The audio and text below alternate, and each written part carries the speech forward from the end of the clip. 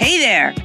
I'm Bethany Van Delft, and this is the 10 News, a show where in the time it takes to make a big sign supporting a cause you believe in, we find out what's up in the world.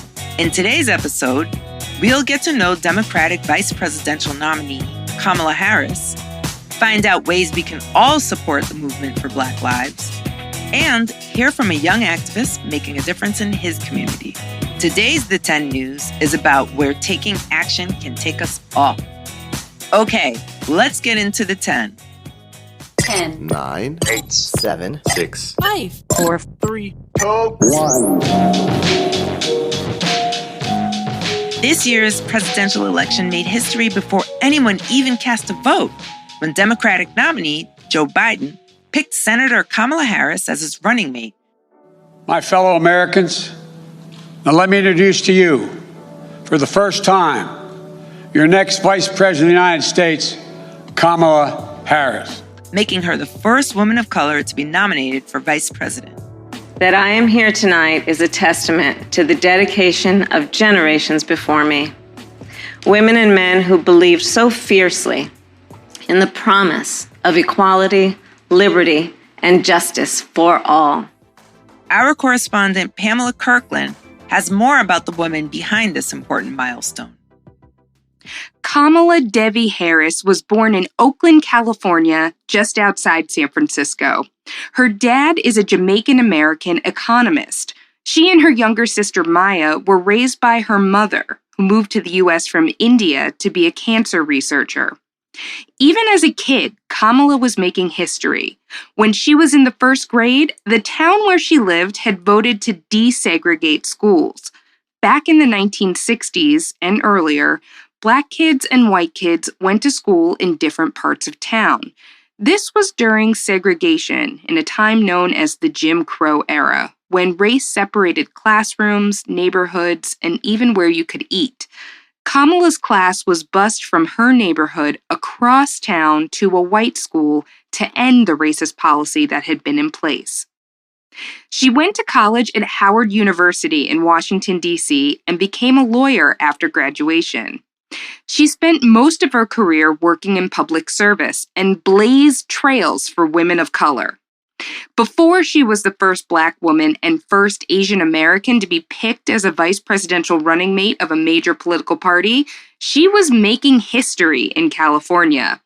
Her political rise began when she became the first Black woman to be elected district attorney. That's a lawyer who represents the state in local criminal cases. And then the first woman to be California's attorney general. That's the highest-ranking prosecutor and law enforcement officer in the state. In 2016, she became the first ever South Asian American senator. With a life and career full of firsts, she often talks about something her mom used to tell her as a girl. You may be the first, but make sure you're not the last. Here she is speaking at the Democratic National Convention in August. I keep thinking about that 25-year-old Indian woman, all of 5 feet tall, who gave birth to me at Kaiser Hospital in Oakland, California. On that day, she probably could have never imagined that I would be standing before you now and speaking these words. I accept your nomination for Vice President of the United States of America. Her historic nomination was just the beginning of Kamala Harris's campaign. Last night, voters watched her debate current Vice President Mike Pence, and they'll hear a lot more from her before going to the polls on November 3rd.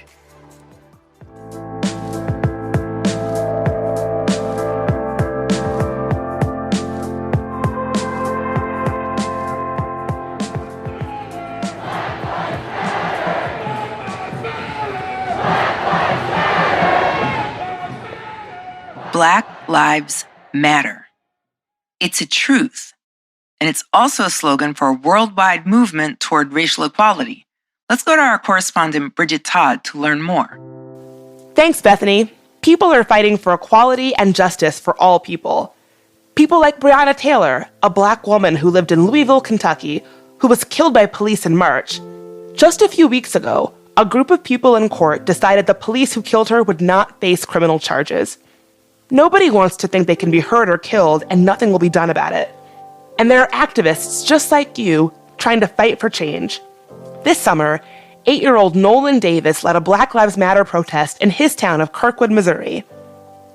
Alicia Garza co-founded Black Lives Matter, and here's her advice on how you can get involved. Hey, I'm Alicia Garza. I'm one of the co-creators of the Black Lives Matter Global Network, and I now run an organization called the Black Futures Lab, and we work to make Black communities powerful in politics. Here's some things you can do if you want to get involved in the movement. First, you can make sure that all of your neighbors know that you support Black Lives Matter. Make a sign, make your voice heard. Let people know where you stand at this moment in history. Number 2, you can get together with your friends and you can think of other ways to make sure that everywhere you are, that Black Lives Matter. Maybe you want to do a bake sale and you want to raise resources for an organization in your community that is fighting to make sure that Black Lives Matter. Maybe you want to ask your teacher to do a lesson plan on what the Black Lives Matter movement is really about and why it matters. Maybe you even want to ask your parents to talk to you about what's going on with this movement and how your family can get involved. The next thing that I think you can do to get involved in this movement is to stay committed. Here's the thing. Right now, we're all talking about Black Lives Matter, but in a few months, will we be? You can help us make sure that we are. We don't want to let any of our attention get diverted because we have a long way to go to make sure that Black lives really matter. So help us out. Help us make sure that we can still keep moving forward. And the only way that's going to happen is if you lend your voice.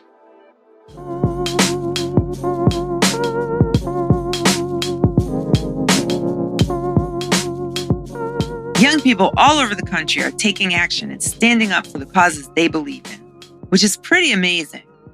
Our correspondent, Ryan Nurs, spoke with Ewan Barker Plummer, a 16-year-old activist making an impact in his community. It's been an unsettling time for America, with protests raging across the country. So you could make the case that there is no better moment to become an activist for positive change. And there is no age requirement for becoming an activist. On that note, I can't think of a better activism role model than this kid. I'm Ewan Barker Plummer. I live here in San Francisco. I'm a youth activist and organizer here in SF Politics, just working to make sure that youth voices are heard. Ewan has had a unique upbringing. The son of 2 professors in the liberal city of San Francisco, he came out as gay at 11 years old. So it was a very, simple conversation of me saying, I think I'm gay. That's who I am. And they just said, okay. That same year, Ewan's mom took him to a phone bank for Hillary Clinton, where volunteers were making calls in support of her presidential campaign. He says he fell in love with politics immediately. I got involved in local politics. Recently, I've worked on a few different campaigns, and I've just been, making sure that we prepare our city for a better future. He's been outspoken on the housing shortage and housing affordability problems in San Francisco. I try and make the youth voice, which is who's going to be directly impacted by the choices that we make regarding housing.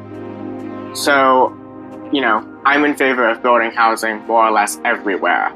It wasn't long before Ewan became an activist for LGBTQ causes.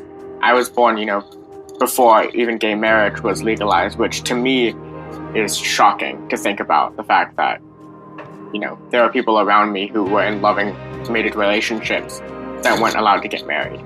So I wanted to make sure that queer youth voices were heard. I wanted to make sure that we could continue to celebrate. And so I've been trying to do that while I do political activism in San Francisco. These days, Ewan has turned his attention beyond the scope of Northern California to national events like the recent protests. I think most recently we can see from the George Floyd protests, which aren't even really about George Floyd anymore. They're about all of the systemic injustices our Black and brown communities face in this country now. Ewan Barker Plummer thinks that kids his age should get involved, and the time to get involved is now. I'll end his story with his own inspiring message. No matter what it is you're standing up for, it could be the smallest thing from making sure that your local school is funded properly, or to the biggest thing to making sure that we have gun control on the national level to protect kids. Just make sure that you are using your voice. This is the generation of change. We are the generation that's standing up. Thanks again, Ryan. I always like to give a snap salute to my good friends. So this is for you, Ewan. Speaking of snapping your fingers, it's time for our random fact of the day. You know the sound you make when you snap? Turns out it's not your fingers making that sound. It's actually your middle finger hitting your palm. Oh, snap. It's true. Give it a try. Ta-da! Time's up.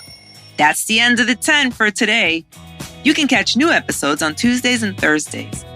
The 10 News is a co-production of Small But Mighty Media in collaboration with Next Chapter Podcasts and distributed by iHeartRadio. The 10 News writing team is led by editorial director Tracy Crooks, with contributions from Pamela Kirkland, Bridget Todd, and Ryan Nerves. The creative producer is Jenner Pasqua. Marketing is led by Jacob Bronstein, with social media and web support by Bryn Jura and Adam Farr. Editing and sound design by Edgar Kamei and Greg Cortez, under the production direction of Jeremiah Tittle. Executive producer Donald Albright and show creator Tracy Leeds Kaplan round out the team. If you have any questions about the show, a story idea, or a fun fact you want to share, email us at hello@the10news.com. I'm Bethany Van Delft, and thanks for listening to the 10 News. Now go stand up for something that matters to you.